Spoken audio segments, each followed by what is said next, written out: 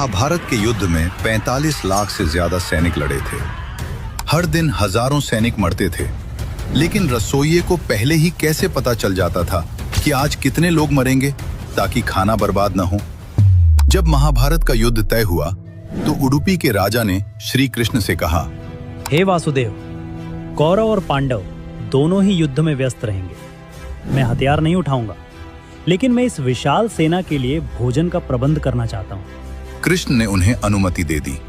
युद्ध शुरू हुआ। पहले दिन भारी संख्या में सैनिक मरे, दूसरे दिन उससे भी ज्यादा। लेकिन हैरान करने वाली बात यह थी कि उडुपी नरेश जो खाना बनाते थे वो न तो एक दाना कम पड़ता था और न ही एक दाना बचता था।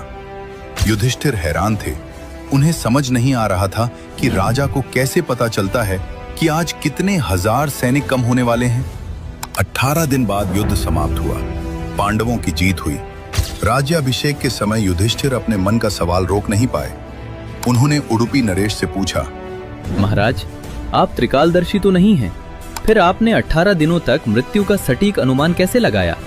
खाने का यह सटीक गणित आपने कैसे किया? उडुपी नरेश ने हाथ जोड़कर भगवान श्री कृष्ण की ओर देखा और कहा, हे धर्मराज, मैं हर रात भगवान श्री कृष्ण के कक्ष में उनके लिए मूंगफली लेकर जाता था। श्री कृष्ण को मूंगफली बहुत पसंद थी। मैं मूंगफली का कटोरा गिनकर उन्हें देता था।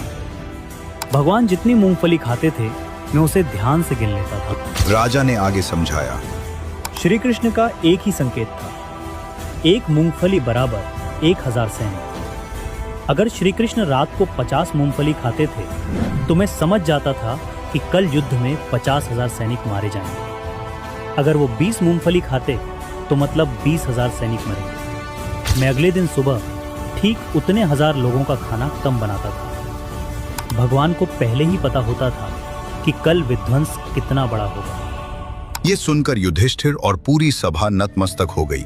उन्हें समझ आ गया कि यह युद्ध अर्जुन के गांडीव या भीम की गदा से नहीं, बल्कि श्री कृष्ण की इच्छा से चल रहा था। आज भी कर्नाटक का उडुपी शहर अपने स्वादिष्ट भोजन और मैनेजमेंट के लिए पूरी दुनिया में प्रसिद्ध है, जिसकी नींव महाभारत के उसी राजा ने रखी थी। दोस्तों, विज्ञान जिसे फ्यूचर प्रेडिक्शन कहता है, हमारे इतिहास में वो ईश्वर की साधारण लीला थी। कमेंट में जय श्री कृष्ण लिखें और ऐसे ही अनसुने किस्सों के लिए डी कोड भारत को सब्सक्राइब करें।